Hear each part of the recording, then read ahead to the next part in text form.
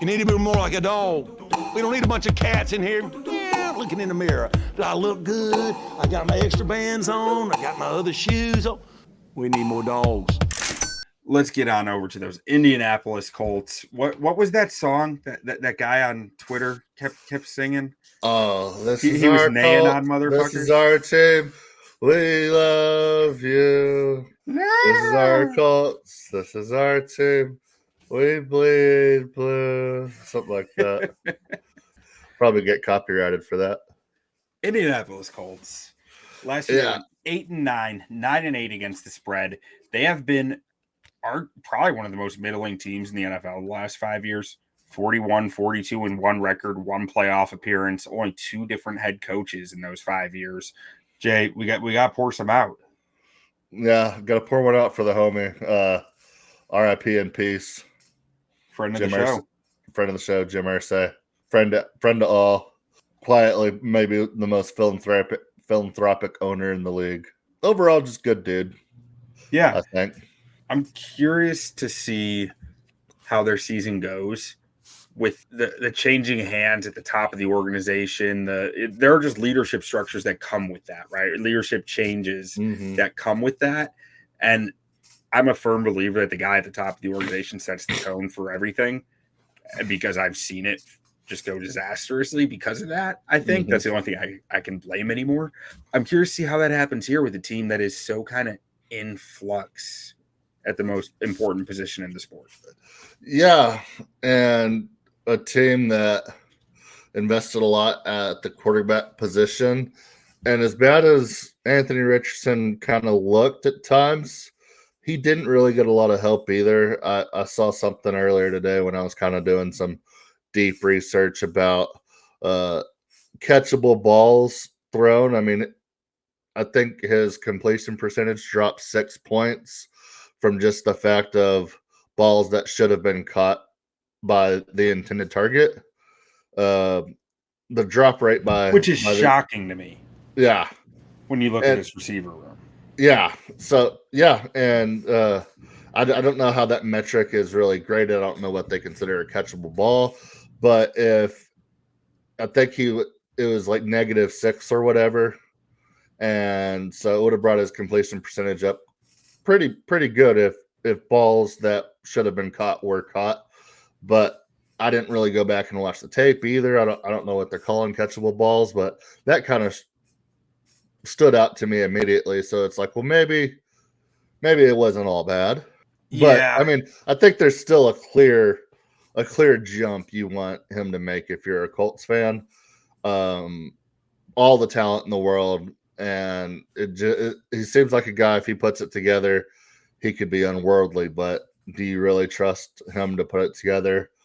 I'm gonna probably say no. Yeah, I'm at the point where I'm kind of, he's gonna have to be like Justin Fields, right? He needs to do it with his legs. Yeah, the legs open up the pass game for him much more than the other way around. And I mean, I don't know, maybe that can change. History says that doesn't really change very often. It's really interesting because Shane Steichen is such a good schemer of the run game. They have Jonathan Taylor, an outstanding running back. They have Khalil Herbert, who's a fun running back. Yeah. Juice. I mean, and DJ Giddens they just drafted, who's also he has some awesome highlights. And yeah, you look at this team, and you got to think they're going to want to run the football. And I mean, Tyler Warren is a tight end they drafted that can be great in the run game, but can also love Tyler Warren, second best tight end in the draft. Yeah, he can also be a threat in the passing game too. So yeah. I mean, as I think a thrower, they might need him to put Daniel Jones at tight end. But yeah, I mean, I don't think it's a hot take to say this team kind of begins and ends at the quarterback position, because you throw a better than average starter on this offense at the quarterback position, and you're talking about a team that you could realistically see competing for that division and winning that 9 to 11 games that you need. But with who they have in the building right now, I mean, you might sit there and be like, well, maybe it's Riley Leonard, because I'm not trusting Daniel Jones to get it done, and I'm not trusting Anthony Richardson to get it done. But how do you not play Anthony Richardson after basically going all in on him, 3 years ago? So, I mean, Joe Flacco essentially went 3-4 for them last year. yeah. And he's the GOAT. I mean, granted, that means Anthony Richardson went 500 for them, or whoever else they might have had playing. But this receiving core, like Michael Pittman Jr., just keeps doing the dang thing. He's really good. He's like, I always think of him Mike Evans light. Is that Yeah. wrong? So every time I think of Michael Pittman, he looks so good, but there's just something about him that leaves you wanting a little bit more, like fringe elite playmaker, but also maybe not quite good enough to be like a true top 10, like number one guy, to where you almost would be like, man, if we get a true one, or if he ended up on a team like across from a true one, like what could he do then? But yeah, I feel like he's just right there on the cusp of being like the best number 2 in the league to like middle of the pack, like bottom tier, like wide receiver 1. Mike Evans light is kind of a perfect. Yeah, that he's gone over 1,000 yards 2 out of his 5 years, but he's been over 800 yards 4 of his 5 years. Like, it's just kind of, some of that might be a little bit health related, but like he really hasn't missed many games. Yeah. It feels like he has, but he really hasn't. I mean, consistency at the quarterback position would probably help a guy like that tremendously too. So I mean, he's only 28. Yeah. Like he's actually 27 right now. He'll be 28 by the start of the season. I was shocked to see Laquan Treadwell still. I know. I was too when I was making this. If you would have asked me where Laquan Treadwell is, I would have guessed either not playing anymore or playing in that UFL. Yeah. And then they got Alec Pierce, the pride and joy of Glenbard West High School. Go Hitters. Josh Downs, Adonai Mitchell. I mean, they got some dudes out there. Yeah. Pierce kind of went a little nuts last year at times, like where he was just like deep ball. He was like playing a true X role, a downfield X role that was more than just a sacrificial X, but like just a really good deep threat at his size. There's something to like there. Again, it's probably never going to be wide receiver 1, but then you get to Josh Downs. Again, probably never going to be wide receiver 1, but he's really good, and a lot of teams would want him. And then A.D. Mitchell is the only guy looking in this room and I go, he could be a wide receiver 1. I don't know if he will be ever, but he has the skill set to be a real problem in this league. Yeah, and I mean, kind of what we said with Michael Pittman, a lot of these guys, I mean, they're good, but for some reason, I don't know, when I see this core of skill positions, they just don't seem like they fit. I don't know if it's just because it's the Colts, and I mean, in my mind, I'm thinking Marvin Harrison, Reggie Wayne, who they're is like the island of misfit toys. Like they're just it just doesn't, like Josh Downs does not fit in a run heavy offense. Like you think, T.Y. Hilton, like you think of all these great wide receivers that have played for the Colts, and you just have a lot of guys out there that are pretty good, but you're like, who's going to step up and be the alpha here that they need? And maybe, like I said, some consistent quarterback play, maybe we see somebody emerge, and maybe that. But I can't help but think it's too like it's too you can never have too much depth.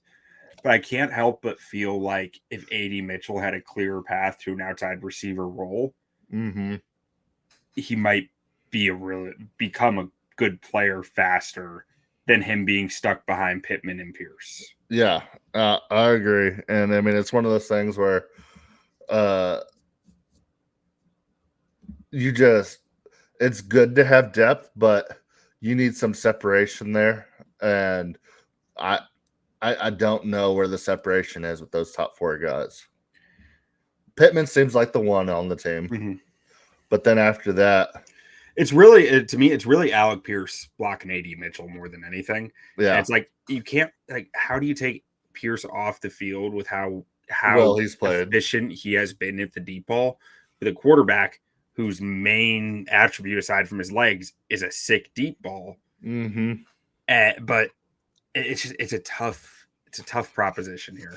Yeah, and I kind of threw it away earlier, but I mean, in all honesty, can Daniel Jones bring some stability to this team if he is the starter? I mean, we've seen him play well at times, but we've also seen him not play well. But I mean, this might be the most talented roster he's ever had around him if he does find himself starting. It's gotta be, right? Good coaching staff around him. I would say a better than average offensive line. Quentin Nelson's still playing at a high level. Bernard Raymond's playing well at tackle. So could we see Daniel Jones play? Say they start out 1-4 or something. Anthony Richardson's not getting it done. They throw in Daniel Jones. I mean, could he bring some stability to this team? Could he be what they need? I think so. I mean, not what they need. But like, I think he go can out there, bring some like go out there and win games. Consistency there. I don't know if you'll ever be winning because of Daniel Jones out there, regardless of the cast. But like I think you can win with Daniel Jones. The bad thing about this roster is that there's some pieces there, but I don't think they're going to be bad enough to find themselves in a position to go get a top quarterback. But I think they are good enough everywhere to win 7 to 9 games, and that might be the worst place to be if you're an NFL franchise. They're like the Steelers, right? They're just like, they're good enough to never be bad. They'll go out there, but they're never going to trade up for the quarterback either, and they're just kind of like stuck in this purgatory mode. Yeah, and yeah, that's kind of exactly what it is, and you just got to hope one of these guys. I mean, can Riley Leonard be a guy that comes in too? I mean, I don't know. I don't think Riley Leonard has a good enough arm for the NFL. That's what I thought about Brock Purdy. And that's like I said last week on our show, something I'm starting to realize more is that I'm probably overly discounting guys' arm strength because of the hashes in the college game that I've never fully thought through enough until just recently. And now I'm starting to question every arm that I thought was too weak. So like, yeah. I feel like I know nothing right now from that aspect. Yeah. And I mean, we're seeing guys like Riley Leonard come in playing 5 years, 6 years of college football.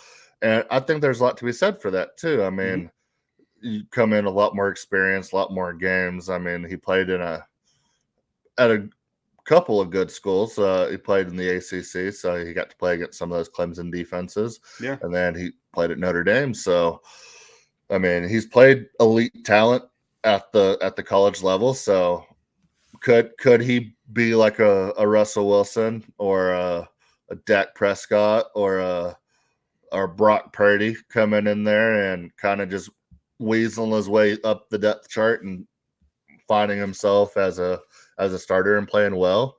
Because I mean, like I said, I mean, I think if you can get top 15 production out of the quarterback, I mean, this is a serious football team. I think it's a valid question with Leonard because, like, I'm thinking about the offenses he ran. Super RPO heavy with a lot of horizontal game trying to take advantage of space, which is what is going to make a college quarterback's arm look as bad as it can, right? Yeah. You are throwing horizontally, like not downfield and just attacking space, and that doesn't look pretty. I don't know. Like I said, I feel like I know nothing right now, and I'm questioning everything with quarterbacks' arm strengths. Yeah. After like thinking through some previous quarterbacks, like really, it's Bo Nix. Bo Nix is the one fucking with my head. Yeah. I didn't think Bo Nix had enough arm to play in the NFL, and he does. So yeah, but also Riley Leonard's a dog. I mean, go put on the Penn State film. Go put on the Ohio State film. I mean, puts it on the line. I mean, he's got a little bit of Baker in him. Yeah. No, he does. He absolutely does. Now, before we move to defense, I want to talk a little on this O-line, like left to right. They got Bernard Raymond, who's a plus starter, Quentin Nelson, a plus starter, Tanner Bortolini, a guy who I think will eventually be a plus starter, maybe starting this year. Matt Gonzalez, I think, can be an okay guard for you. I actually liked his tackle tape coming out of Pitt a lot, but there were knee questions with him. And then Braden Smith, a plus starter. That's an above average O-line. Bunch of really good players on it, frankly. But Yeah. I do have questions about their bookends. As good as Braden Smith and Bernard Raymond are, they can't make their arms longer. And I know every Colts fan on earth who sees this just rolled their eyes. If you rolled your eyes, give this a thumbs up or a thumbs down. But frankly, when I see these guys play against the freak edge rushers of the NFL, like the Trayvon Walkers, the Montez Sweats, the Myles Garretts, who have incredible length with incredible speed and incredible power, I just feel like they don't hold up well. And no one holds up well against those guys, but some guys hold up a little better than others.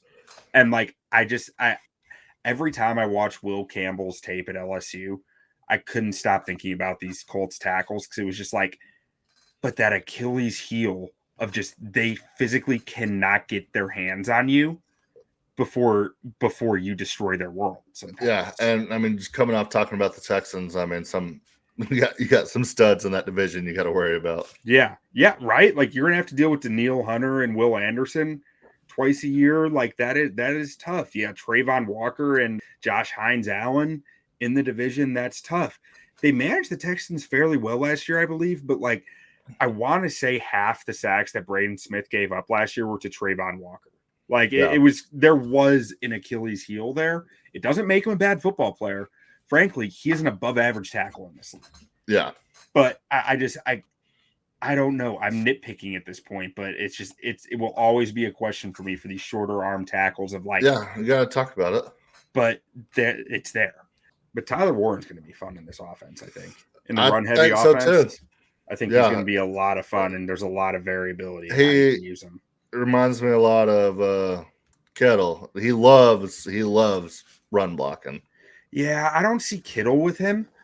Kittle was actually who I compared Colson Loveland's ceiling to. Just because he's not – I don't think he's the athlete Kittle is, and he's way bigger than Kittle. Yeah, way bigger. I'm just talking about he just loves blocking. Yeah.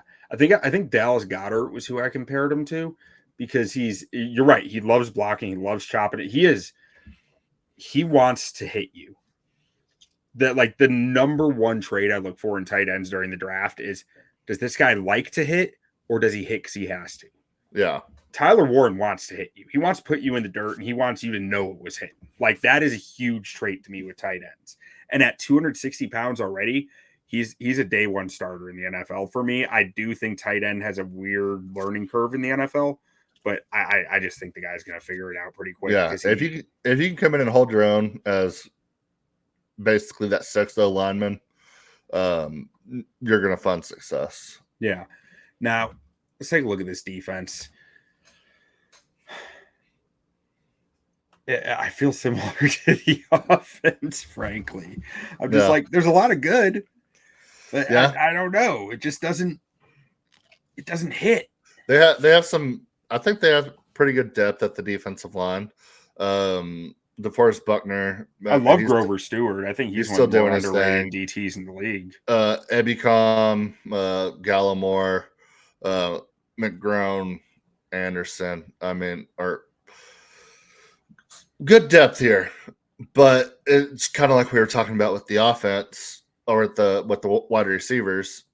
How much is DeForest Buckner coming off the field for Neville Gallimore? It's like, I mean, I don't think Neville Gallimore needs to see that many reps, really. Yeah, honestly, like he's more of a situational guy to me, I would think. Yeah, but like, I mean, I see it more in the edge room, like Quiddy Paye. Did he just get paid or is he trying to get paid? He's coming up on it if he's not there already. Let's see. This might be a contract year for him. Yeah, this is a contract year for him. He's playing out his 5th-year option. So he wants to be like, he does not want to come off the field. He just drafted JT Tuimalu in the second round, who I think is very pro ready, very ready to contribute to a winner day one. Laiatu Latu, hoping to see a bounce there. I think he was a little disappointing as a rookie, but he showed some nice stuff as a pass rusher. I think he's a bit more situational, though. Is he fully healthy? Because I know that was talked about when he was coming out of the draft last year. I'm not sure. I mean, I don't think he dealt with any major injuries last year. Yeah. It was all about neck injury stuff, so that's probably a few years down the road in the NFL when that starts to really flash. Samson Ebukam missed a bunch of the year last year, but he was a decent money addition to this defense that, like, you know, again, you want to see him on the field. That is a deep edge rotation where I don't worry about that as much as like wide receiver on offense, because you want to keep these guys fresh. But the only struggle is Kwity Paye is playing for a new contract. Like he wants to be on that field badly. Absolutely, yeah. At DT, I actually think they're a little thin behind Stewart and Buckner, but Stewart and Buckner is probably one of the better duos in the NFL for defensive tackles. It's hard to find good. It's hard to find good defensive tackles in the league. Yeah, those two guys are very strong. I wish they had another body there that I really liked. Like Gallimore's fine. I like Tim Smith a decent amount out of Alabama, but you're just betting on upside. That's a few-year project. I think Adetomiwa Adebawore, like, I just don't. I think you're at the point where you're kind of like shit or get off the pot with him. Like nothing has really happened in 2 years. Like, this is the year where he needs to show something, or he's just going to wash out of the league in my mind. So yeah, you just end up a little thin behind those two. But again, you can kick Kwity Paye or JT Tuimalu inside on third downs if you want to. Like, I think there's some stuff you can do there to scheme that up. Yeah. At linebacker, I mean, frankly, I know this isn't what you guys tune into a show like this for. I know nothing about these linebackers. I feel like Indy just cycles guys in and out. And they're always fine. They play well. Yeah, they're always fine. But like since the days of like Bobby Okereke and Shaq Leonard, like they have just cycled guys in and out like one for one each year. And it's just like, yeah, they're fine. Like Zaire Franklin, I know Zaire Franklin. I noticed on film some here and there, but I can't say I know anything about Jalen Carlos or Cameron McGrone or Liam Anderson or Segun Olabuli or Joe Beishi. Like that, they're Madden generated players to me, which is impressive, frankly. Bunch of Brock they keep Hoffmans doing this. Yeah, a bunch of Brock Hoffmans and Rico Dowdles. Yeah, absolutely. Getting into the DB room, Kenny Moore's still playing well. Shavarius Ward's not a bad corner out there. Big addition for them, frankly. Yeah. Jalen Jones. I mean, I think they're fine at DB. The first time in a few years. I think that Charvarius Ward addition is huge for them. Mm-hmm. As long as he can stay healthy and like play. I know he had a rougher year last year, but yeah. So I mean, I think they're a fine football team. Now? This is his third team, because he was drafted by the Chiefs, I believe. Chiefs, but 29, so he's right on the edge of like, you might be losing a step, but you still probably got at least one good year here. And Juju Brents is another guy where it's like, you got to show something. This guy was a second round pick out of K-State. Like, it's time for you to either win a job, because I don't think he's the starter coming into the year, or like capitalize on an opportunity if someone goes down, or like you're just kind of floating in the league at that point, because he's going to keep getting chances. He ran like a 4.35 or something. 40. Like, teams are going to keep giving Juju Brents chances to make a roster, but to actually play is a whole nother thing. He needs to find a way to see that field to capitalize on it. Yeah. Looking at this team, where do you see this team at the end of the year? 8-9. Yeah, I was going to say the same thing. So the win total set at 7.5, and I think that might be the most perfect win total. Unless Steichen might lose the locker room if they're trending towards 8-9, though, for a second straight year after. Because what they do in their first year with Shane Steichen, like, let's see. So last year they went 8-9. Year before they went 9-8. So I mean, the last 5 years they're 41, 42, and 1. Yeah, they're perfectly average. Yeah, Shane Steichen is 17-17 as a head coach in 2 years. Like, if they are trending towards that number again, it would not shock me if this locker room lost touch with him. Yeah, but I could see him going under. I could see him winning 7 games. I could see him winning 8 or 9 games. If I'm having to bet something here, I would say it unravels and they go under. I'd probably put them in winning about 6 or 7 games. Jay, we forgot to mention two of their biggest defensive additions. The first is Cameron Bynum from the Vikings, who is really interesting because he was such a Swiss Army knife for Brian Flores last year in his like extremely aggressive, weird defense that blitzes 8 as often as it drops 8, and like all sorts of games. I'm curious if they'll get to some different coverages and some intense scheme stuff with that, because their biggest defensive addition, Lou Anarumo, he knows how to scheme up coverage. Like, he knows how to read the offense's intentions and make them hurt. So that's a big X factor here for me. I'm changing my answer. I'm going to go over 7.5 wins and say like this is a 9 to 10 win team because of Lou Anarumo and Shane Steichen being on the hot seat. You're falling into the trap of giving everybody 10 wins. I might be. You might be right. People got to lose games if other teams are winning. Have to lose games, but man, if Shane Steichen says, "Hell or high water, we are moving the football on the ground, and Louis D is going to eat," like I can see a world where that gets them to 10. I'll stick at 9 rather than. I mean, historically, this division kind of beats up on each other, and they all go about 500 in the division. So they get 3 division wins. God, but they need the passer. You need a quarterback who can make him pay. Yeah, and I mean that's where I'm stuck at. That's why I'm saying under. I mean, I could see this falling apart before it gets better. I really want to believe in Big Lou, though. Yeah, and they could go out there and have a great defense, but if they're giving up a defensive touchdown every game on the offense, this is how I see it going.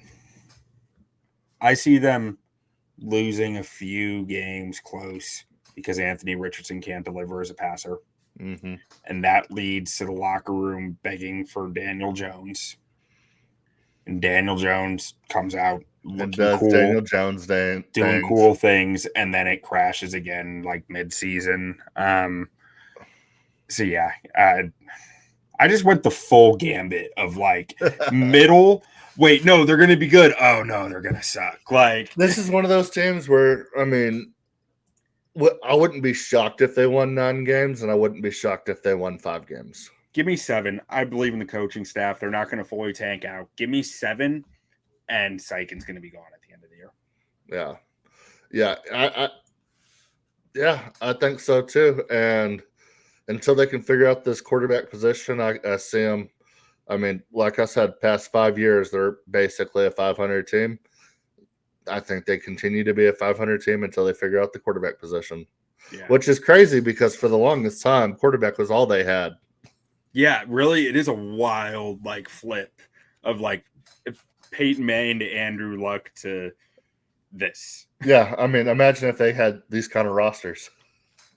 Be something.